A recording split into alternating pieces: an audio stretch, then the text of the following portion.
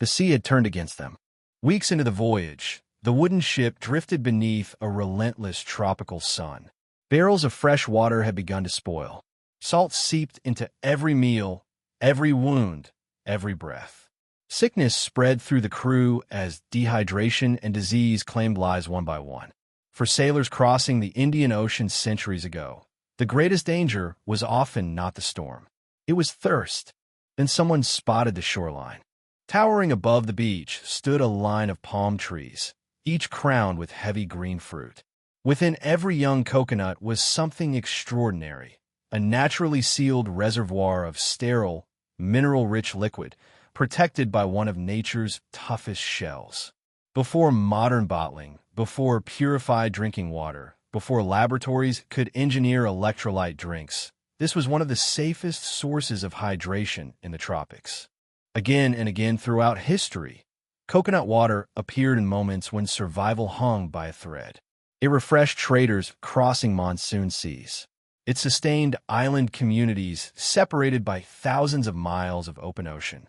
During the chaos of the Second World War, it was even used in rare emergency medical situations when conventional intravenous fluids were unavailable. Today, it is sold in sleek cartons, promising hydration, wellness, and natural energy. It sits beside sports drinks in supermarkets from New York to Tokyo, marketed as a modern superfood. Yet almost nothing about it is modern. Its story reaches back thousands of years, into the rise of the world's first great seafarers, the growth of maritime trade, the ambitions of empires, and the movement of people across entire oceans. It was never just coconut water, but that is not where this story begins. Long before global shipping lanes stitched continents together, before merchants chased spices across the Indian Ocean, the coconut had already mastered the art of travel. Unlike most fruits, a mature coconut was built for the sea. Wrapped in a thick, fibrous husk that trapped air, it could float for weeks or even months without losing the ability to germinate. Ocean currents carried coconuts from one tropical shoreline to another, allowing the palm to colonize distant islands long before human maps existed. Evolution had turned a seed into a vessel. Most botanical evidence points to the Indo-Pacific, particularly islands Southeast Asia and nearby coastal regions, as one of the primary centers of coconut domestication. Here, among humid coastlines and scattered archipelagos, early communities discovered that nearly every part of the palm could be used. The leaves became roofs. The trunk became timber. The husk became rope. The shell became bowls and tools. The flesh became food and oil. And hidden inside the young fruit was a clear, lightly sweet liquid unlike anything else in nature. Fresh, coconut water was naturally filtered as it developed within the fruit. Rich in potassium and containing small amounts of sodium, magnesium, calcium, and natural sugars, it offered hydration in climates where clean fresh water could be difficult to secure. To tropical societies, it was not an exotic beverage. It was simply part of everyday survival. Its value extended beyond nutrition. Across many island cultures, young coconuts were offered during ceremonies, shared with honored guests, and consumed during periods of illness or recovery. The unopened fruit represented purity. Breaking it open symbolized both hospitality and renewal. As Austronesian-speaking peoples began one of humanity's greatest migrations around 3000 BCE, they carried coconut palms with them. Sailing sophisticated outrigger canoes, they expanded from Taiwan through the Philippines, Indonesia, Melanesia, Micronesia, and eventually into the vast Pacific. Wherever they settled, coconuts followed. These voyages transformed isolated islands into connected worlds. A single palm could provide drinking water, food, fuel, fiber, construction materials, and trade goods. Entire coastal settlements became anchored around its reliability. Viewed from above, this was more than the spread of a tree. It was the spread of a complete survival system across 1/3 of the planet. The coconut did not simply survive the ocean. It learned to conquer it. As maritime societies matured, the coconut's importance deepened. It became woven into economies, rituals, navigation, and identity. not because of any single product, but because the entire palm functioned as an ecosystem in itself. Harvesting young coconuts required skill and timing. Climbers scaled trunks that often rose more than 20 meters into the air, selecting fruit at precisely the stage when the water inside was abundant, cool, and mildly sweet. Left too long, much of that liquid would gradually nourish the developing white flesh. Communities understood this balance through generations of observation rather than written science. Coconut water became the drink of fishermen leaving before dawn, traders preparing for long coastal voyages, and farmers working beneath relentless tropical heat. In many regions of South and Southeast Asia, serving a freshly opened coconut became an enduring gesture of welcome, one that survives to this day. The palm also acquired sacred meaning. In Hindu traditions, coconuts were offered during religious ceremonies as symbols of purity, prosperity, and new beginnings. Across parts of the Pacific, coconut groves were tied to ancestral stories, seasonal rituals, and the founding of villages. The fruit was valued not only because it sustained life, but because it came to represent it. As trade expanded across the Bay of Bengal and the Indian Ocean, coconuts began appearing in ports far from where they had first been cultivated.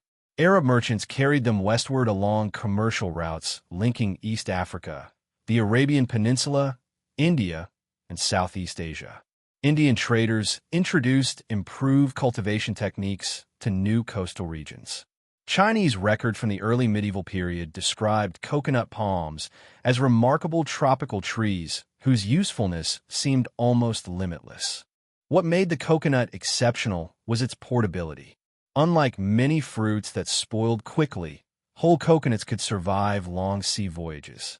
They transported not only water, but the possibility of planting new groves wherever tropical conditions allowed. Every voyage had the potential to reshape another coastline. This was one of history's quiet revolutions. Long before refrigerated cargo or steel shipping containers, a single fruit was carrying an entire agricultural system across oceans. The coconut water inside remained only one part of that story. It was often the first gift the tree offered to anyone who cracked it open, a drink that asked for no processing, no brewing, no purification. Nature had already done the work. As maritime trade intensified and distant civilizations became increasingly connected, the coconut would leave its tropical homeland behind. In the centuries to come, merchants, explorers, conquerors, and empires would transform a local source of refreshment into a global commodity.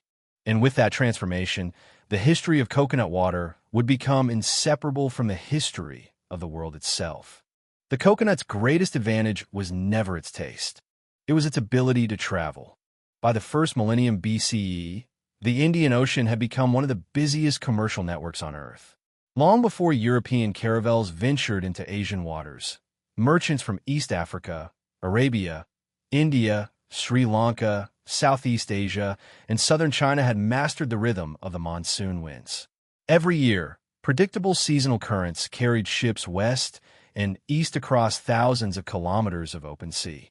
Along these routes flowed pepper, cinnamon, cloves, ivory, silk, porcelain, gold, and incense. Among these prestigious commodities traveled something far less glamorous: the coconut. Unlike spices that occupied tiny chests or silk that filled the holds of wealthy merchants, coconuts often arrived because they solved practical problems. They supplied drinking water during voyages, fresh food upon arrival, planting stock for newly settled coasts, and raw materials that every port could use. One coconut could become many. Every successful planting expanded the network. Arab merchants were instrumental in this spread. By the early Islamic period, trading communities stretched from modern-day Oman and Yemen to the Swahili coast of East Africa and onward to India and Southeast Asia. They exchanged languages, religions, technologies, and crops. Coconut palms followed these connections, taking root along East African shores where the climate proved ideal. The tree adapted with astonishing success. Soon, coconut groves lined coastlines from Zanzibar to Mozambique. Communities integrated the palm into local architecture, cuisine, and agriculture. Coconut water became a familiar refreshment in tropical ports, separated by thousands of kilometers but linked through commerce. Indian kingdoms also accelerated its spread. Along the Malabar and Coromandel coasts, coconut cultivation became deeply embedded within regional economies. Ports handled enormous volumes of maritime trade, and the palm became one of the defining features of the landscape. Travelers from Persia, China, and later Europe frequently remarked upon forests of coconut trees stretching almost uninterrupted beside the sea. In the early 15th century, the great voyages of the Ming Admiral Zheng, he carried enormous Chinese treasure fleets across the Indian Ocean. His expeditions reached Southeast Asia, India, Arabia, and East Africa, documenting thriving ports where coconut palms supplied sailors with fresh provisions before continuing their journeys. To cross the tropics without coconuts was to ignore one of the region's greatest natural advantages. Then Europe arrived.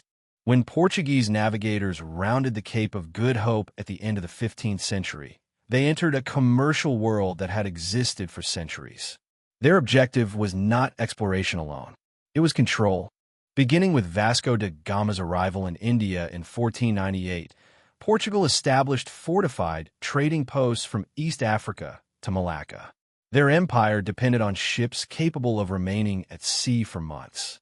Coconut groves became valuable provisioning stations where crews replenished food and fresh liquid before crossing vast stretches of ocean. Spanish expansion soon carried coconuts farther still. Through the Manila galleon trade connecting the Philippines with Mexico after 1565, plants, crops, and agricultural knowledge crossed the Pacific in unprecedented quantities. Coconut palms spread throughout parts of tropical America, where favorable climates allowed them to flourish once again. This was one of history's great botanical migrations. Unlike wheat, which reshaped temperate agriculture, or sugar, which demanded enormous plantations, coconut palms quietly transformed tropical coastlines. They required patience rather than annual planting. Once established, a healthy palm could bear fruit for decades. What appeared to be an ordinary tree had become permanent infrastructure. The same maritime highways that carried silver from the Americas, spices from Indonesia, and textiles from India also carried living coconuts capable of creating entirely new landscapes. This was the first great zoom outward. The history of coconut water was no longer confined to islands. It had become part of the history of globalization. But wherever trade expanded, power followed. And power rarely arrived peacefully. European empires quickly recognized that the coconut offered far more than drinking water. Its dried flesh produced copra, the raw material for coconut oil. That oil illuminated cities before electricity, lubricated machinery during industrialization, entered soap manufacturing, and eventually became an ingredient in countless processed goods. The husk yielded coir, an exceptionally durable fiber prized for ropes, ship rigging, fishing nets, brushes, floor mats, and marine equipment. Even the shell became charcoal and household utensils. Nothing was wasted. As colonial administrations expanded across Asia, Africa, and the Pacific, coconut cultivation increasingly shifted from community subsistence toward export production. Portuguese governors encouraged larger coastal plantations. Dutch colonial authorities reorganized agriculture throughout the East Indies to maximize profitable exports. The British Empire integrated coconut products into commercial systems stretching from Ceylon to Malaya and beyond. The Spanish reshaped production across the Philippines. For local communities, these changes were profound. Land that had supported diverse agriculture often became increasingly devoted to cash crops demanded by distant markets. Colonial taxation frequently required payment in money rather than goods, forcing farmers to produce export commodities. Coconut cultivation expanded not simply because communities desired it, but because imperial economies rewarded it. Labor intensified. Entire families harvested coconuts season after season. Climbers risked fatal falls scaling towering palms. Workers split husks by hand using sharpened stakes fixed into the ground. Copra required days of drying beneath the sun or over smoky kilns before shipment. Processing was repetitive, exhausting, and vulnerable to rain that could destroy entire harvests. In many regions, indigenous labor supported wealth that flowed elsewhere.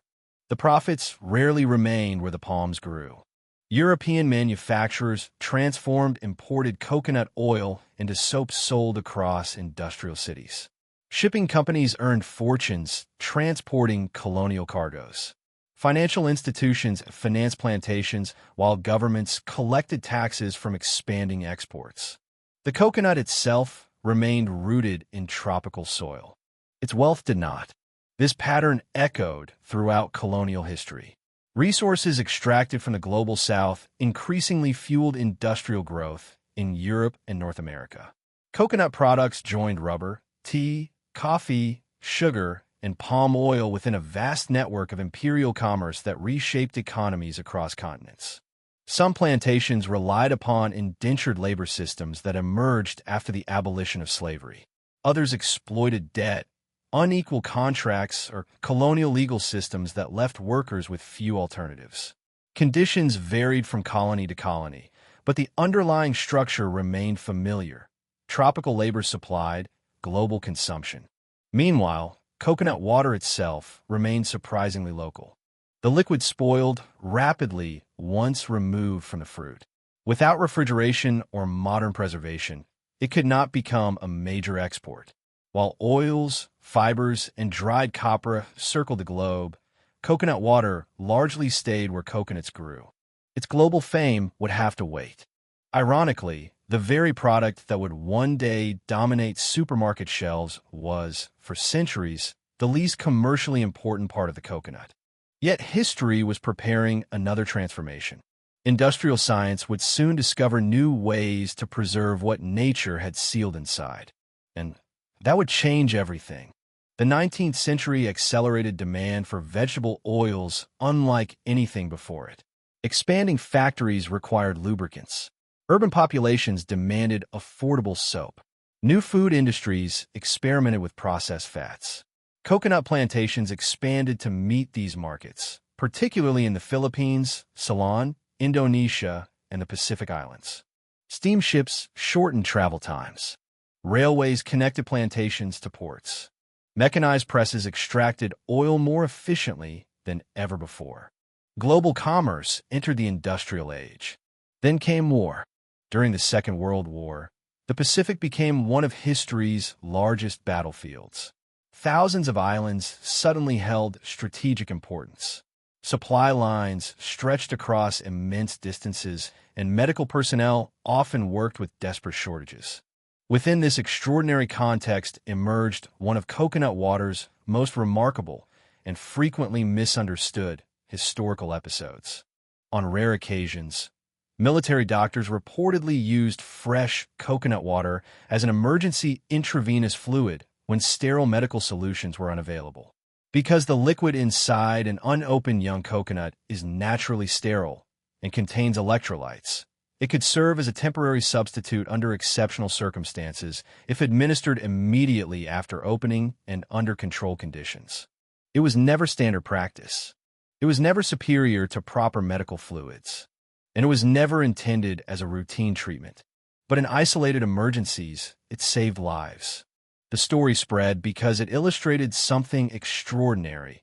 A tropical fruit had briefly crossed the boundary between food and medicine. Scientific interest followed. Researchers analyzed coconut water's mineral composition, natural sugars, amino acids, and plant hormones. Although many popular health claims proved exaggerated, its effectiveness as a source of hydration was undeniable. The challenge was preservation. Fresh coconut water deteriorated rapidly once exposed to air. Flavor changed. Nutrients shifted. Microorganisms multiplied. The solution emerged through advances in food technology. Improved filtration, pasteurization, aseptic packaging, and sterile filling systems eventually allowed coconut water to travel across oceans without remaining inside the shell. What had once existed only beneath tropical palms could now survive global supply chains. This changed everything. For the first time in history, coconut water itself, not merely the tree or its byproducts, could become an international commodity.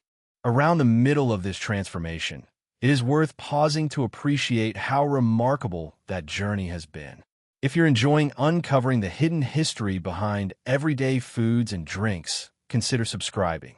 These ordinary objects often reveal extraordinary stories. The age of empires had spread the coconut. The age of industry had unlocked the drink inside.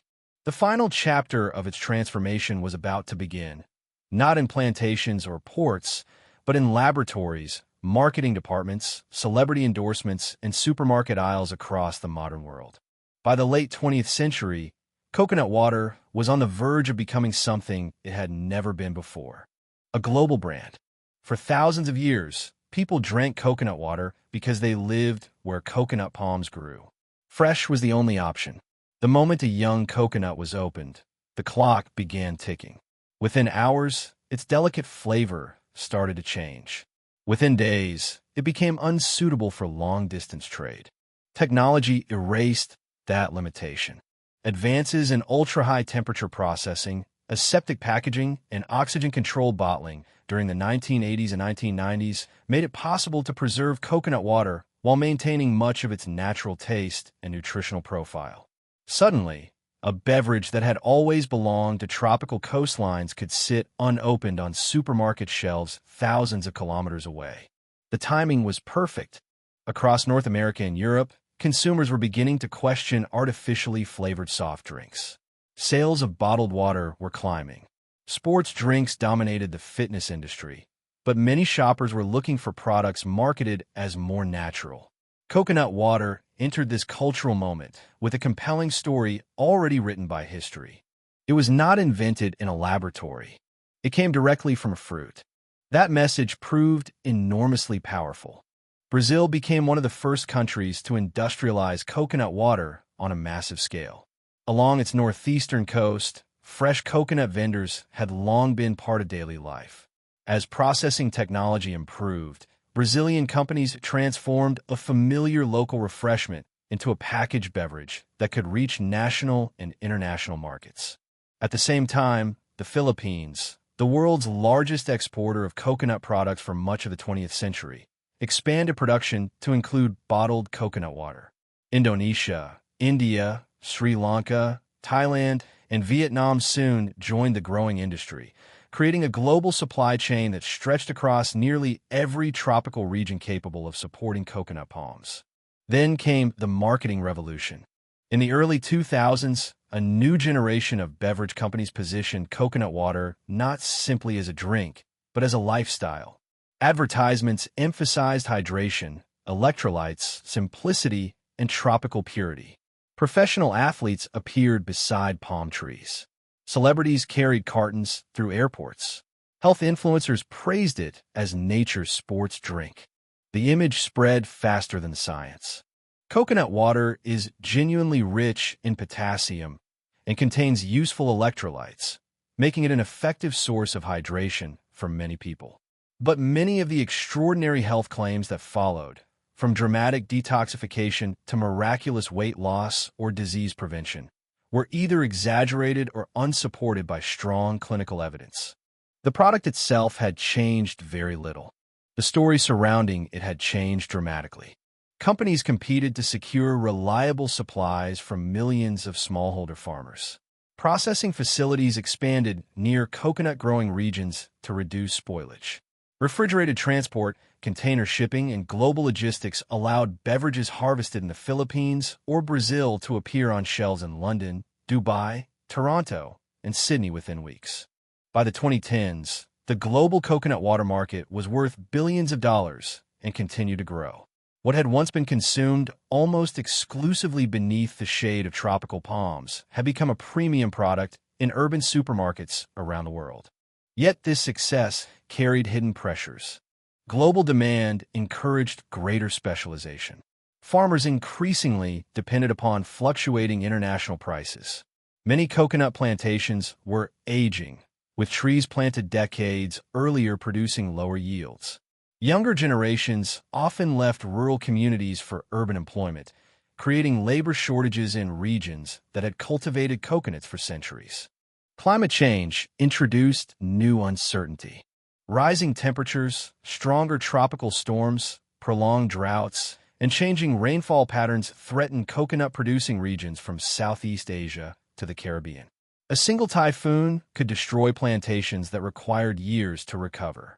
Diseases and invasive pests spread more easily across stressed agricultural systems.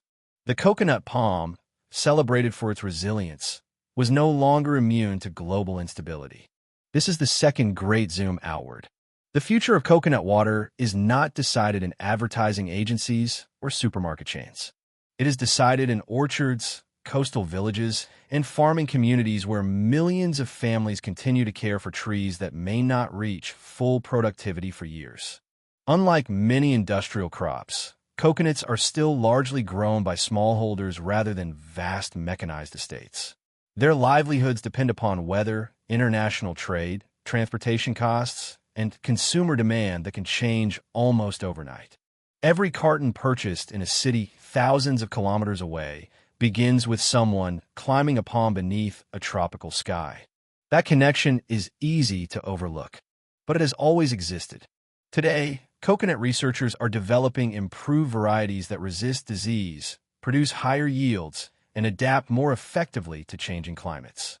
Governments and agricultural organizations are investing in sustainable cultivation, while scientists study ways to preserve biodiversity among coconut populations that have evolved over thousands of years.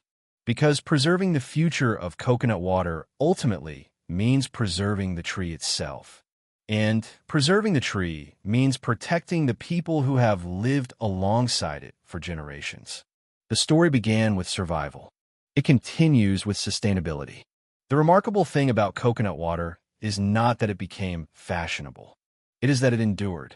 Few everyday drinks can trace their history across so many chapters of human civilization.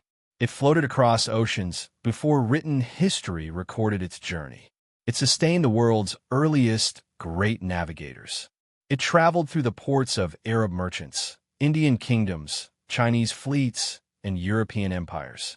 It quietly supported industries, accompanied explorers, survived wars, and eventually reinvented itself for a global marketplace. Every bottle contains far more than clear liquid. It contains the memory of ancient migrations, the legacy of maritime trade, the labor of generations who climbed towering palms, the ingenuity of farmers who transformed a single tree into an entire way of life. What appears to be a modern health drink is, in reality, one of humanity's oldest companions. It was never just coconut water. It was a vessel of exploration, a tool of survival, a witness to empire, a product of global trade, and a reminder that history is often hidden inside the most ordinary things. The next time someone twists open a carton of coconut water after a workout or reaches for a freshly cut coconut on a tropical beach, they are participating in a story that began thousands of years ago. Long before supermarkets, long before nation-states, and long before anyone imagined that this simple drink would one day circle the globe. History rarely announces itself. Sometimes, it waits quietly inside a green shell. If you enjoyed this journey into the hidden history of an everyday drink, consider subscribing for more documentaries uncovering the extraordinary stories behind ordinary foods, ingredients, and commodities that shaped our world. And before you go, tell us in the comments, what part of the history of coconut water surprised you the most? And what everyday food or drink should we uncover next?